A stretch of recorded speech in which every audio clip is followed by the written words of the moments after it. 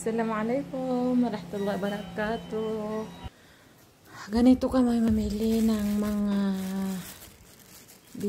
sa bahay. Kakailanganin sa bahay. Karton-karton na yan, no? Karton niya. 15 kilos yan. Pinapak namin para yung gagamitin. Tsaka yan kasi ilalagay sa freezer. Itong ganito yan ang gagamitin sa pang araw-araw. Mas nakakamura daw kasi pagka maramihan yung box kaysa kilo-kilo, mas mahal daw. Tsaka kaya naman kami maraming bumibili na, kaya naman marami ang binibili namin na halimbawa ganito lemon. Kasi mahilig kami sa lemon, magluto ng itlog, lalagyan ng lemon, lahat-lahat ng kakainin. Minsan, pati tubig lalagyan ng lemon. Kaya, ganyan, mahilig kami sa lemon. 15 kilos ito mga guys.